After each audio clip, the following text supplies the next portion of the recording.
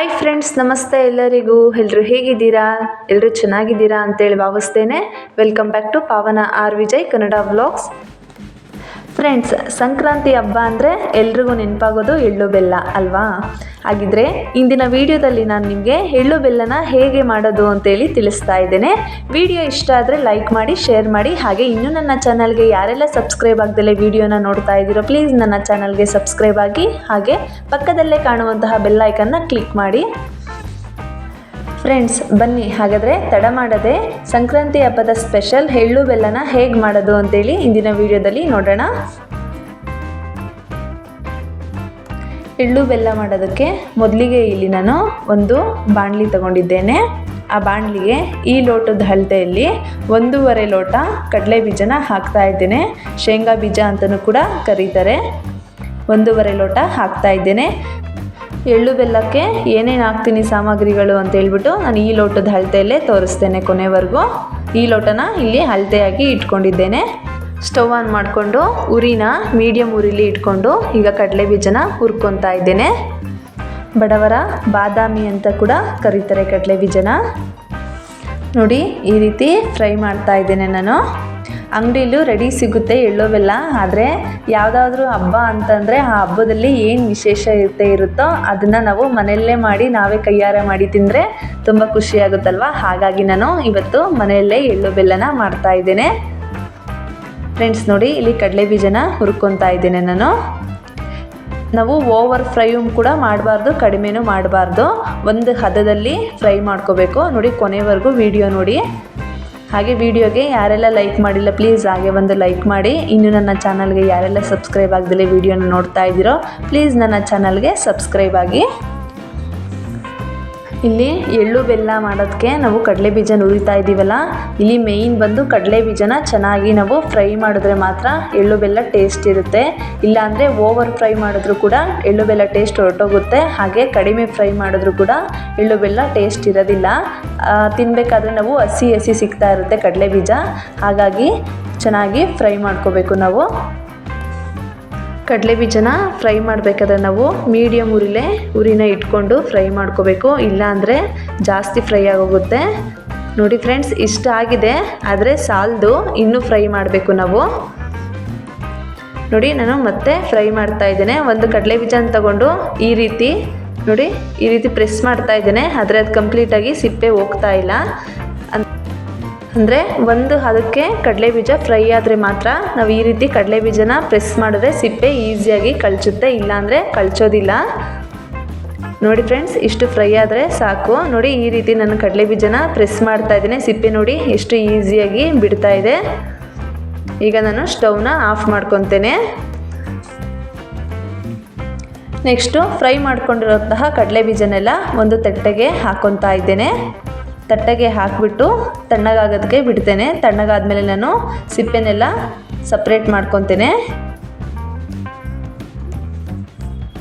ನೋಡಿ, ಈ ರೀತಿ ತಣ್ಣಗಾಗೋದಕ್ಕೆ ಬಿಟ್ಟಿದ್ದೇನೆ ಒಂದು ತಟ್ಟೆಗೆ ಹಾಕಿ.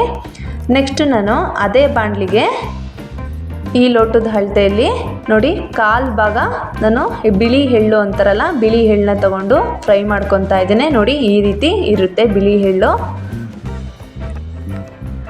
ಬಿಳಿ ಎಳ್ಳನ್ನ ಫುಲ್ಲು ಲೋ ಫ್ಲೇಮಲ್ಲಿ ಇಟ್ಕೊಂಡು ಫ್ರೈ ಮಾಡ್ಕೋಬೇಕು. ಮೀಡಿಯಮ್ ಫ್ಲೇಮಲ್ಲಿ ಇಡಬಾರ್ದು, ಫುಲ್ಲು ಲೋ ಫ್ಲೇಮಲ್ಲಿ ಇಟ್ಕೊಂಡು ಫ್ರೈ ಮಾಡಿ. ಯಾಕೆಂದರೆ ಇಲ್ಲಿ ನಾನು ಮೊದಲೇ ಕಡಲೆ ಬೀಜ ಹುರಿದಿದ್ದೀನಲ್ಲ, ಹಾಗಾಗಿ ಬಾಣಲಿ ಸ್ವಲ್ಪ ಬಿಸಿ ಇದೆ. ಹಾಗಾಗಿ ಅದಕ್ಕೆ ಲೋ ಫ್ಲೇಮಲ್ಲಿ ಇಟ್ಕೊಂಡು ಫ್ರೈ ಮಾಡಿಕೊಂಡ್ರೆ ಸಾಕಾಗುತ್ತೆ. 1 ನಿಮಿಷ ಫ್ರೈ ಮಾಡಿದ್ರೆ ಸಾಕು, ಜಾಸ್ತಿ ಏನು ಫ್ರೈ ಮಾಡೋದು ಬೇಡ. ಎಳ್ಳು ಬೆಲ್ಲ ಅಂತಂದರೆ ಎಳ್ಳು ಹಾಕಲೇಬೇಕಲ್ವ. ಹಾಗಾಗಿ ನಾನಿಲ್ಲಿ ಎಳ್ಳನ್ನು ಕೂಡ ಫ್ರೈ ಮಾಡ್ಕೊತಾ ಇದ್ದೇನೆ.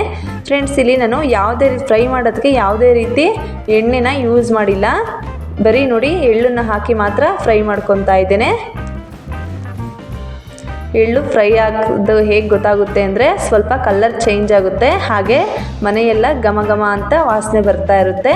ನಾವು ಅಲ್ಲಿ ತಿಳ್ಕೋಬೇಕು ಎಳ್ಳು ಫ್ರೈ ಆಗಿದೆ ಅಂತೇಳ್ಬಿಟ್ಟು. ನೋಡಿ ಫ್ರೆಂಡ್ಸ್, ಇಷ್ಟು ಫ್ರೈ ಆದರೆ ಸಾಕು. ಈಗ ನಾನು ಸ್ಟವ್ನ ಆಫ್ ಮಾಡ್ಕೊತಾ ಇದ್ದೇನೆ. ಈಗ ಫ್ರೈ ಮಾಡ್ಕೊಂಡಿರೋಂತಹ ಎಳ್ಳನ್ನ ಒಂದು ಪಾತ್ರೆಗೆ ಹಾಕ್ಕೊತಾ ಇದ್ದೇನೆ. ಅದೇ ಬಾಣಲಿಲಿ ಬಿಟ್ಟರೆ ಬಿಸಿ ಇರುತ್ತಲ್ಲ, ಹಾಗಾಗಿ ಇನ್ನೂ ಓವರ್ ಫ್ರೈ ಆಗೋಗುತ್ತೆ ಅಂತ ಹೇಳ್ಬಿಟ್ಟು ಬೇರೆ ಒಂದು ಪಾತ್ರೆಗೆ ಹಾಕ್ಕೊಂಡಿದ್ದೇನೆ. ನೋಡಿ ಈ ಹದದಲ್ಲಿ ಫ್ರೈ ಮಾಡಿಕೊಂಡ್ರೆ ಸಾಕು. ಆಗಲೇ ನಾನು ಕಡಲೆ ಬೀಜನ ಒಂದು ತಟ್ಟೆಗೆ ಹಾಕಿದ್ನಲ್ಲ, ಅದೆಲ್ಲ ತಣ್ಣಗಾಗಿದೆ. ಈಗ ನಾನು ಕಡಲೆ ಬೀಜನೆಲ್ಲ ಸಿಪ್ಪೆ ತೆಗಿತೇನೆ. ಫ್ರೆಂಡ್ಸ್ ನೋಡಿ, ಈ ರೀತಿ ನಾವು ಕಡಲೆ ಬೀಜಗಳನ್ನೆಲ್ಲ ಈ ರೀತಿ ಕೈಯಲ್ಲಿ ಪ್ರೆಸ್ ಮಾಡಿದ್ರೆ ಸಾಕು, ಸಿಪ್ಪೆ ಎಲ್ಲ ಈಸಿಯಾಗಿ ಬಿಡುತ್ತೆ.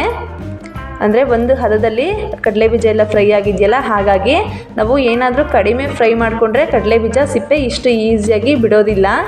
ಅಂದರೆ ಕಡಲೆ ಬೀಜಗೆಲ್ಲ ಹಾಗಾಗಿ ಅಂಟ್ಕೊಂಡಿರುತ್ತೆ. ಇಷ್ಟಾದಮೇಲೆ ನಾನು ಇಲ್ಲಿ ಸಿಪ್ಪೆ ಕಾಣಿಸ್ತಾ ಇದೆಯಲ್ಲ, ಆ ಸಿಪ್ಪೆನೆಲ್ಲ ಕಡಲೆ ಬೀಜದಿಂದ ಸಪ್ರೇಟ್ ಮಾಡ್ಕೊತೇನೆ. ಫ್ರೆಂಡ್ಸ್ ನೋಡಿ, ಇಲ್ಲಿ ಬರೀ ಕಡಲೆ ಬೀಜ ಇದೆ, ಸಿಪ್ಪೆ ಎಲ್ಲ ತೆಗೆದಿದ್ದೇನೆ. ಎಳ್ಳು ಬೆಲ್ಲ ಮಾಡೋದು ಕಷ್ಟ ಅಂತ ಹೇಳ್ಬಿಟ್ಟು ಸ್ವಲ್ಪ ಜನ ಅಂಗಡಿಯಿಂದ ತರ್ತಾರೆ ರೆಡಿ ಎಳ್ಳು ಬೆಲ್ಲನೇ. ಆದರೆ ನೋಡಿ, ಈ ವಿಡಿಯೋದಲ್ಲಿ ನಾನು ನಿಮಗೆ ಈಸಿಯಾಗಿ ಎಳ್ಳು ಬೆಲ್ಲನ ಮನೆಯಲ್ಲೇ ಹೇಗೆ ಪ್ರಿಪೇರ್ ಮಾಡೋದು ಅಂತೇಳಿ ತೋರಿಸಿದ್ದೇನೆ. ಫ್ರೆಂಡ್ಸ್, ಇಲ್ಲಿ ಎಳ್ಳು ಬೆಲ್ಲಕ್ಕೆ ಕಡಲೆ ಬೀಜನೆಲ್ಲ ರೆಡಿ ಮಾಡ್ಕೊಂಡಿರೋದು ಆಯಿತು. ನೆಕ್ಸ್ಟು ಈಗ ನಾನು ಸ್ವಲ್ಪ ಬೆಲ್ಲನ ತಗೊಂಡು ಈ ರೀತಿ ಕಟ್ ಮಾಡಿ, ಈ ಸೈಜಲ್ಲಿ ಕಟ್ ಮಾಡಿಕೊಂಡು ಸ್ವಲ್ಪ ಹೊತ್ತು ಬಿಸಿಲಿಗೆ ಇಟ್ಟು ಒಣಗಿಸ್ಕೊಂಡಿದ್ದೇನೆ. ಯಾಕಂದರೆ ತೇವಾಂಶ ಇರುತ್ತಲ್ಲ ಬೆಲ್ಲದಲ್ಲಿ ಸ್ವಲ್ಪ, ಹಾಗಾಗಿ ಬಿಸಿಲಿಗೆ 2 hours ಕಟ್ ಮಾಡಿಬಿಟ್ಟು ಈ ಸೈಜಲ್ಲಿ ಬಿಸಿಲಲ್ಲಿ ಒಣಗಿಸ್ಕೊಂಡಿದ್ದೇನೆ. ನೋಡಿ, ಈ ರೀತಿ ನಾನು ಕೈಯಲ್ಲಿ ಈ ಥರ ಮುಟ್ತಾ ಇದ್ರೂ ಕೈಗೊಂದು ಸ್ವಲ್ಪನೂ ಅಂಟ್ತಾ ಇಲ್ಲ, ಬೆಲ್ಲ ಎಲ್ಲ ಚೆನ್ನಾಗಿ ಒಣಗಿದೆ. ಹಾಗೆ ನಾನು ಒಂದು ಕೊಬ್ಬರಿ ತಗೊಂಡು ಕೊಬ್ಬರಿ ಮೇಲಿರುವಂತಹ ಸಿಪ್ಪೆನೆಲ್ಲ ತೆಗೆದುಬಿಟ್ಟು ಕೊಬ್ಬರಿನ ಈ ರೀತಿ ಈ ಸೈಜಲ್ಲಿ ಕಟ್ ಮಾಡಿಕೊಂಡು ಕೊಬ್ಬರಿನೂ ಕೂಡ 2 hours ಬಿಸಿಲಲ್ಲಿ ಒಣಗಿಸ್ಕೊಂಡಿದ್ದೇನೆ. ನೋಡಿ, ಈ ರೀತಿ ಮೇಲ್ಗಡೆ ಇರುವಂತಹ ಸಿಪ್ಪೆನೆಲ್ಲ ತೆಗೆದು ಈ ರೀತಿ ಕಟ್ ಮಾಡ್ಕೊಂಡಿದ್ದೇನೆ.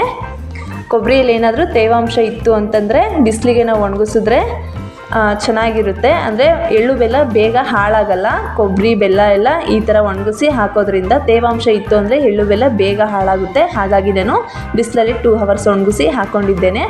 ಹಾಗೆ ನಾನು ಈ ಲೋಟದ್ದೇ ಅಳತೆಯಲ್ಲಿ ನಾನು 1 ಲೋಟನ ಬೆಲ್ಲ ಹಾಕ್ತಾ ಇದ್ದೇನೆ. ಅಂದರೆ ಬೆಲ್ಲನ ಕಟ್ ಮಾಡಿ ಇಟ್ಕೊಂಡಿದ್ನಲ್ಲ, ಆ ಬೆಲ್ಲನ ಒಂದು ಈ ಲೋಟದ ಅಳತೆಯಲ್ಲೇ ಹಾಕ್ತಾ ಇದ್ದೇನೆ. ಹಾಗೆ ಅದೇ ಲೋಟದ ಅಳತೆಯಲ್ಲಿ 3/4 ಲೋಟ ಕೊಬ್ಬರಿನ ಹಾಕ್ತಾ ಇದ್ದೇನೆ. ನಿಮಗೆ ಏನಾದರೂ ಟೈಮ್ ಇಲ್ಲ ಅಂತ ಅಂದಾದರೆ ಕೊಬ್ಬರಿನ ಅದೇ ಸಿಪ್ಪೆ ಸಮೇತನೇ ಬೇಕಾದ್ರೆ ಕಟ್ ಮಾಡಿ ಹಾಕೋಬೋದು. ಹಾಗೆ ನಾನು ಅದೇ ಲೋಟದ ಅಳತೆಯಲ್ಲೇ 1 ಲೋಟ ಕಡಲೆ ಬೀಜನ ಆಗಲೇ ಹುರಿದಿಟ್ಕೊಂಡಿದ್ನಲ್ಲ, ಅದನ್ನು ಹಾಕ್ತಾ ಇದ್ದೇನೆ. ನಾನು ನಿಮಗೆ ಕಡಲೆ ಬೀಜ ಹುರಿಯೋದಕ್ಕಿಂತ ಮುಂಚಿತವಾಗ್ಲೇ ಕಡಲೆ ಬೀಜನ ಎಷ್ಟು ಹಾಕಬೇಕು ಅಂತ ಹೇಳಿ ಅಳತೆನ ಹೇಳಿದ್ದೆ. ಫ್ರೆಂಡ್ಸ್, ಇಲ್ಲಿ ಕಡಲೆ ಬೀಜನೆಲ್ಲ ಹಾಕ್ಕೊಂಡಿರೋದು ಆಗಿದೆ. ಮತ್ತು ನಾನು ಅದೇ ಲೋಟದ ಅಳತೆಯಲ್ಲೇ 1 ಲೋಟ ಉರಿಗಡಲೆ ಅಥವಾ ಕಡಲೆ ಪಪ್ಪು ಅಂತ ಅಂತಾರಲ್ಲ, ಅದನ್ನು ಹಾಕ್ತಾ ಇದ್ದೇನೆ. ನಾನು ಇಲ್ಲಿ ಏನೇನು ಹಾಕಿದ್ದೀನೋ ಅದನ್ನೆಲ್ಲ ಹಾಕಿ ಮಾಡಿ ಎಳ್ಳು ಬೆಲ್ಲ ತುಂಬಾ ಚೆನ್ನಾಗಿರುತ್ತೆ. ಫ್ರೆಂಡ್ಸ್, ಇಲ್ಲಿ ಕಡಲೆ ಪಪ್ಪನ್ನು ಕೂಡ ಹಾಕ್ಕೊಂಡಿರೋದು ಆಯಿತು. ಹಾಗೆ ನಾನು ಈ ಲೋಟದ ಅಳತೆಯಲ್ಲಿ 1/2 ಲೋಟ ಜೀರಿಗೆ ಪೆಪ್ಪರ್ಮೆಂಟು ಅಂತ ಅಂತಾರಲ್ಲ, ಅದನ್ನು ಕೂಡ ಹಾಕ್ಕೊತಾ ಇದ್ದೇನೆ. ಎಳ್ಳು ಬೆಲ್ಲ ಫುಲ್ಲು ಕಲರ್ಫುಲ್ಲಾಗಿರುತ್ತೆ ಜೀರಿಗೆ ಪೆಪ್ಪರ್ಮೆಂಟ್ ಹಾಕೋದ್ರಿಂದ. ಹಾಗೆ ಇಲ್ಲಿ ಸಕ್ಕರೆ ಹಚ್ಚು ಅಂತಾರಲ್ಲ, ಆ ಸಕ್ಕರೆ ಹಚ್ಚನ್ನ ಈ ರೀತಿ ನೋಡಿ, ಈ ರೀತಿ ಇರುತ್ತೆ ನೋಡಿ, ಶೇಪ್ಸ್ಗಳಲ್ಲೆಲ್ಲ ಮಾಡಿರ್ತಾರೆ, ಡಿಫ್ರೆಂಟ್ ಶೇಪ್ಸ್ಗಳಲ್ಲಿ. ಈಗ ಸಕ್ಕರೆ ಹಚ್ಚನ್ನ ಈ ರೀತಿ ಎಲ್ಲ ಕಟ್ ಮಾಡಿ ಹಾಕ್ಕೊಳ್ತಾ ಇದ್ದೇನೆ. ಹಾಗೆ ದಪ್ಪ ಹಾಕಿಲ್ಲ, ನಾನು ಸಕ್ಕರೆ ಹಚ್ಚನ್ನ ಕಟ್ ಮಾಡಿ ಹಾಕ್ಕೊತಾ ಇದ್ದೇನೆ. ಸಂಕ್ರಾಂತಿ ಹಬ್ಬ ಅಂದರೆ ಪೊಂಗಲ್ಲು ಎಳ್ಳು ಬೆಲ್ಲನೇ ವಿಶೇಷ. ಇವೆರಡೂ ಇಲ್ಲ ಅಂತಂದರೆ ಸಂಕ್ರಾಂತಿ ಹಬ್ಬದ ಕಳೆನೇ ಇರಲ್ಲ. ಯಾವ್ಯಾವ ಹಬ್ಬಗಳ ಸ್ಪೆಷಲ್ಲು ಏನೇನಿರುತ್ತೋ ಅದನ್ನು ಮನೆಯಲ್ಲಿ ನಾವು ಆಚರಣೆ ಮಾಡಿದ್ರೆ ಮಾತ್ರ ಹಬ್ಬಕ್ಕೊಂದು ಕಳೆ ಇರುತ್ತೆ.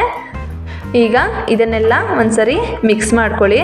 ಫ್ರೆಂಡ್ಸ್, ಏನು ಗೊತ್ತಾ, ಇಲ್ಲಿ ಎಳ್ಳು ಸಣ್ಣದಾಗಿದೆಯಲ್ಲ, ಹಾಗಾಗಿ ನಾವು ಎಷ್ಟೇ ಮಿಕ್ಸ್ ಮಾಡಿದ್ರೂ ಎಳ್ಳು ತಳದಲ್ಲಿ ಹೋಗಿ ಕೂತ್ಕೊಳ್ತಾ ಇರುತ್ತೆ. ಹಾಗಾಗಿ ನಾವು ತಿನ್ನಬೇಕಾದ್ರೆ ಒಂದ್ಸಲ ಈ ರೀತಿ ಮಿಕ್ಸ್ ಮಾಡಿ ಎಳ್ಳನ್ನು ಸೇರಿಸಿ ಹಾಕ್ಕೊಂಡು ತಿನ್ನಿ. ಫ್ರೆಂಡ್ಸ್, ಇಂದಿನ ವಿಡಿಯೋದಲ್ಲಿ ನಾನು ನಿಮಗೆ ಮನೆಯಲ್ಲಿಯೇ ಸಂಕ್ರಾಂತಿ ಸ್ಪೆಷಲ್ ಎಳ್ಳು ಬೆಲ್ಲನ ಹೇಗೆ ಮಾಡೋದು ಅಂತೇಳಿ ತಿಳಿಸಿಕೊಟ್ಟಿದ್ದೇನೆ. ನಿಮ್ಮೆಲ್ಲರಿಗೂ ಈ ರೆಸಿಪಿ ಇಷ್ಟ ಆಗಿದೆ ಅಂತೇಳಿ ಭಾವಿಸ್ತೇನೆ. ಇಷ್ಟ ಆದರೆ ಲೈಕ್ ಮಾಡಿ, ಶೇರ್ ಮಾಡಿ. ಹಾಗೆ ಇನ್ನಷ್ಟು ಮತ್ತಷ್ಟು ಈಸಿ ರೆಸಿಪೀಸ್ಗಾಗಿ ತಪ್ಪದೆ ನನ್ನ ಚಾನಲ್ಗೆ ಸಬ್ಸ್ಕ್ರೈಬ್ ಆಗಿ ಪಕ್ಕದಲ್ಲೇ ಕಾಣುವಂತಹ ಬೆಲ್ ಐಕನ್ನ ಕ್ಲಿಕ್ ಮಾಡಿ. ಎಳ್ಳು ಬೆಲ್ಲ ತಿಂದು ಒಳ್ಳೆಯ ಮಾತನಾಡಿ. ಮುಂದಿನ ವಿಡಿಯೋದಲ್ಲಿ ಮತ್ತೊಂದು ರೆಸಿಪಿ ಜೊತೆ ನಿಮ್ಮನ್ನು ಭೇಟಿ ಆಗ್ತೇನೆ. ಅಲ್ಲಿಯವರೆಗೂ ಬಾಯ್ ಬಾಯ್. Thank you.